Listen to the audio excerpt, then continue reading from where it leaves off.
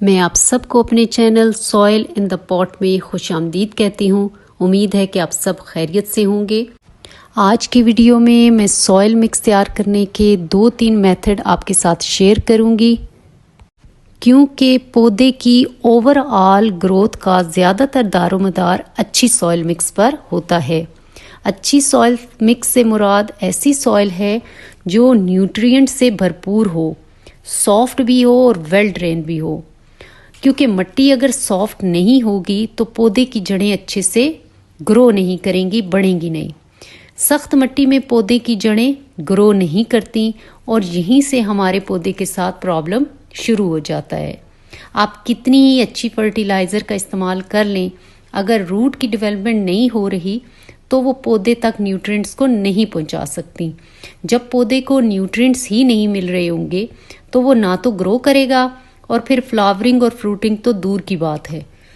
इस soil mix को तैयार करने के लिए मैं जो सॉइल यूज़ कर रही हूँ वो कंस्ट्रक्शन साइट से मैंने ली है। आप किसी भी तरह की सॉइल का इस्तेमाल कर सकते हैं। वो आपके अपने गार्डन की सॉइल भी हो सकती है, आपके गमलों में पड़ी हुई पुरानी मिट्टी भी हो सकती है जिसमें आपका कोई पुराने सीज़न का पौधा लगा रहा हो। इसके अलावा आप नर्सरी से भी मिट्टी लेकर आ सकते हैं। किसी भी तरह की मिट्टी को आप यूज़फुल बना सकते हैं। किसी भी तरह के कंटेनर की मदद से आप मेजरमेंट कर सकते हैं। मैं 2 हिस्से सॉइल ले रही हूँ। इस सॉइल में जो भी आपको हार्ड चीज़ नज़र आए, कोई भी स्टोन नज़र आए तो उसे आप निकाल के साइड पे कर दें और हाथों की मदद से मिट्टी को सॉफ्ट कर लें। अगर सख्त है तो आप थोड़ी देर के लिए उसमें पानी डाल के छोड़ दें, तो वो जब ड्राई होगी तो कुछ ना कुछ नमी उस मिट्टी में रह जाएगी। फिर आप उसे हाथ की मदद से जब प्रेस करेंगे तो वो सॉफ्ट हो जाएगी। सॉइल मिक्स को सॉफ्ट बनाने के लिए मैं इसमें सैंड का इस्तेमाल कर रही हूँ। सैंड हमने पूरा कंटेनर भर के नहीं डालनी, बल्कि उसका 1/4 पार्ट, बहुत थोड़ा सा हिस्सा हमने सैंड का इसमें ऐड करना है। मैं इसमें न्यूट्रिएंट्स ऐड करने के लिए गोबर की खाद का इस्तेमाल कर रही हूँ। आप यहाँ पे वर्मी कंपोस्ट का इस्तेमाल भी कर सकते हैं। हैंड मैन्योर या किचन वेस्ट से तैयार फर्टिलाइज़र का इस्तेमाल भी आप इस सॉइल मिक्स में कर सकते हैं। इन सब चीज़ों को आपने अब बहुत अच्छे से सॉइल के साथ मिक्स कर लेना है। तो ये बहुत बेसिक सा सॉइल मिक्स आपका तैयार है। आप इसमें सब्जियों और फलों के पौधों को लगा सकते हैं, बल्कि हर तरह के पौधे को आप इसमें लगा सकते हैं। सॉइल मिक्स तैयार करने का दूसरा मेथड मैं आपके साथ शेयर कर रही हूँ। इसमें आपने 2 हिस्से मिट्टी के लेने हैं और उसमें एक हिस्सा आपने गोबर की खाद का लेना है और थोड़ा सा 1/4 पार्ट ही आपने सैंड की लेनी है। इस मेथड में मैं कुछ एडिशनल चीज़ें ऐड करूँगी जिससे आपके पौधे को लंबे अरसे तक न्यूट्रिएंट्स मिलते रहेंगे। अब मैं इस सॉइल मिक्स में नीम केक फर्टिलाइज़र ऐड करूँगी और उसकी बहुत थोड़ी सी रेशियो हम इसमें डालते हैं। तो डिपेंड करता है कि आप कितनी मिकदार में मिट्टी तैयार कर रहे हैं, उसी हिसाब से आप इसकी रेशियो बढ़ा देंगे। ये नीम केक फर्टिलाइज़र डालने से आपको एक फ़ायदा तो ये होगा कि मिट्टी के अंदर जो बीमारियां आपके पौधे को लगती हैं ये उससे आपके पौधे को बचाएगा, और दूसरा ये आपके पौधे को न्यूट्रिएंट्स भी फराहम करेगा। अब मैं इसमें बोन मील फर्टिलाइज़र ऐड करूँगी। ये आपको ईजीली किसी भी गार्डनिंग शॉप से मिल जाएगा। इसको आपने सॉइल मिक्स में ज़रूर ऐड करना है, क्योंकि ये थोड़ा टाइम लेता है डिज़ोल्व होने में, मिट्टी का हिस्सा बनने में। इसके बाद आपने इस सॉइल मिक्स में, अगर आपके पास मस्टर्ड केक फर्टिलाइज़र है तो उसका इस्तेमाल भी आप इस फर्टिलाइज़र में इस स्टेज पे ज़रूर करेंगे। मेरे पास इस वक्त अवेलेबल नहीं है तो मैं बस इन्हीं चीज़ों का इस्तेमाल कर रही हूँ। इन सभी इंग्रेडिएंट को आपने सॉइल के साथ अच्छी तरह से मिक्स कर लेना है। तो आपका ये बहुत ही बेहतरीन सॉइल मिक्स तैयार है जिसमें आप हर तरह की सब्जियों और फलों के पौधों को लगा सकते हैं। और ख़ुसूसन कंटेनर में, जो लोग कंटेनर गार्डनिंग करते हैं, टेरेस गार्डनिंग करते हैं, उनके लिए तो ये बहुत ही बेस्ट है, क्योंकि कंटेनर में एक लिमिटेड स्पेस होती है, वहीं से पौधे ने अपनी ग़िज़ा को हासिल करना होता है। तो इन सब फर्टिलाइज़र में वो सब चीज़ें मौजूद हैं जो आपके पौधे को अच्छी ग्रोथ के लिए, फ्लावरिंग के लिए और फ्रूटिंग के लिए चाहिए। सॉइल मिक्स तैयार करने का तीसरा मेथड जो आपसे शेयर कर रही हूँ, इसमें आप 2 हिस्से सॉइल के लेंगे। मेरे वो व्यूअर्स जो टेरेस गार्डनिंग करते हैं, घर की छतों पे गार्डनिंग करते हैं, वो चाहते हैं कि उनके घर की छत पे टेरेस पे बहुत ज़्यादा लोड ना पड़े, तो उनके लिए जो सॉइल मिक्स है वो आप उसमें कोकोपीट का इस्तेमाल कर सकते हैं। ये कोकोनट के ऊपर से उतरी हुई छाल होती है, तो ये आपको किसी भी गार्डनिंग शॉप से कोकोपीट बनी बनाई एक ब्रिक या ब्लॉक की सूरत में मिल जाएगी। आप उसे घर में लेके आ जाएं और किसी भी बड़े टब में आप उसे वेट करके रख दें, तो वो पानी को अपने अंदर एब्जॉर्ब कर लेगी और बहुत सॉफ्ट सी हो जाएगी। आप उसका इस्तेमाल तब कर सकते हैं। अगर आपके घर के करीब कोई गार्डनिंग शॉप नहीं है, आपके लिए इजी नहीं है कि आप कोकोपीट को बाय कर सकें, तो आप कोकोनट की छाल बाज़ार से लेकर आ जाएं और आप उसे घर में रेडी कर सकते हैं।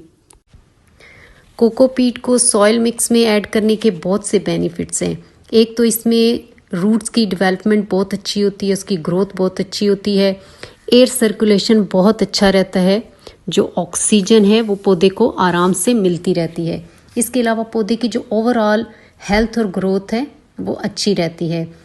कोकोपीट मिट्टी को भी सॉफ्ट बनाती है, मिट्टी जुड़ती नहीं है, सख्त नहीं होती। इसके अलावा इसमें नेचुरली एंटी फंगल प्रॉपर्टीज़ पाई जाती हैं, यानी ऐसी बीमारियां जो पौधे को मिट्टी से लगती हैं ये प्रोटेक्ट करती है। इसके अलावा इसमें सीड का जर्मिनेशन बहुत अच्छा होता है। कोकोपीट पानी को होल्ड करके रखती है, इसलिए अगर आपके पास अवेलेबल है तो आप इसका इस्तेमाल ज़रूर करें। आप 2 हिस्से मिट्टी के लेंगे और अगर आप इसको लाइट वेट बनाना चाहते हैं, और आपने कोकोपीट के बेनिफिट्स तो सुन ही लिए हैं, तो अगर आप इसमें ऐड करना चाहते हैं तो आप 1 हिस्सा मिट्टी का और 1 हिस्सा कोकोपीट का ले सकते हैं। अब इस सॉइल मिक्स में आप 20% या 1/4 की रेशो से आप सैंड का इस्तेमाल करेंगे। सैंड भी आपकी सॉइल को सॉफ्ट बनाती है, लाइट वेट बनाती है। इसके बाद आप किसी भी तरह की फर्टिलाइज़र, चाहे वो वर्मी कंपोस्ट है, काऊ डंग है, आप उसका इस्तेमाल इसमें कर सकते हैं। अब इसके बाद नेक्स्ट मैं इसमें क्रश्ड एग शेल ऐड कर रही हूँ। ये इजीली आपको घर ही से मिल जाएंगे। आपने एग को यूज़ करने के बाद उसके एग शेल को अच्छी तरह से वॉश कर लेना है और किसी भी शेडी एरिया में ड्राई करके उसका पाउडर बना के इस सॉइल मिक्स में ऐड करना है। एग शेल में बहुत ज़्यादा मिकदार में कैल्शियम पाया जाता है। नेक्स्ट इसमें मैं बनाना पील फर्टिलाइज़र ऐड करूँगी। ये केले के छिलके हैं जिन्हें मैंने शेडी एरिया में रख के ड्राई कर लिया है। बनाना पील फर्टिलाइज़र में बहुत ज़्यादा पोटाशियम पाया जाता है, तो इसका इस्तेमाल आप पाउडर फॉर्म में भी कर सकते हैं और ड्राई करने के बाद आप इस तरह बड़े बड़े पीसेस में भी आप इस्तेमाल कर सकते हैं। थोड़े ही अरसे में वो डिकम्पोज हो जाएगा और सॉइल का हिस्सा बन जाएगा। नेक्स्ट मैं इसमें राख का इस्तेमाल कर रही हूँ। ये राख किसी भी तरह की हो सकती है, चाहे वो पत्तों को जला के हासिल हो रही है या गाय के गोबर के उपले बनाने के बाद उनको जो जलाया जाता है उससे जो राख हासिल होती है, ये वो भी हो सकती है। इसके अलावा लकड़ियों से जो कोयला हासिल होता है, जो नॉर्मली हमारे घरों में बारबेक्यू के लिए हम यूज़ करते हैं, तो उससे जो राख हासिल होती है वो राख भी आप इस काम के लिए यूज़ कर सकते हैं। सबका एक ही काम है। ये असल में करती क्या है, ये आपकी मिट्टी में का pH लेवल इंक्रीज करती है। इसमें कैल्शियम भी बहुत ज़्यादा मिकदार में पाया जाता है। नेक्स्ट आप इसमें दरख्तों के उन पत्तों का इस्तेमाल भी कर सकते हैं जो सूख के गिर जाते हैं। अगर नीम के पत्ते हों तो फिर तो बहुत ही बेस्ट है। हर तरह की पत्तियों का इस्तेमाल आप इसमें कर सकते हैं जो ड्राई होके गिर जाती हैं। इन सब चीज़ों को आप सॉइल के साथ अच्छी तरह से मिक्स कर लें, तो ये आपका सॉइल मिक्स रेडी हो गया है। ये एक ऐसा सॉइल मिक्स है जो आपके पौधों के लिए बहुत ही बेस्ट है और लो कॉस्ट है, क्योंकि हमने मोस्टली इसमें ऐसी चीज़ों का इस्तेमाल किया है जो आपको अपने किचन से ही मिल जाती हैं और आप उनको रिसाइकिल कर रहे हैं। और मेरे वो व्यूअर्स जिनको गार्डनिंग का शौक़ तो है लेकिन उनके पास इतना टाइम नहीं है, तो उनके लिए भी सॉल्यूशन है। वो रेडीमेड सॉइल मिक्स भी आपको किसी भी नर्सरी या गार्डनिंग शॉप से मिल जाएगा। आप उसको ला के भी यूज़ कर सकते हैं। सॉइल मिक्स को तैयार करने के लिए आपने जिस सैंड का इस्तेमाल करना है वो कंस्ट्रक्शन वाली सैंड है जो कंस्ट्रक्शन में इस्तेमाल होती है। ना कि बीच पे जो सैंड होती है उसका इस्तेमाल आप इसमें नहीं करेंगे।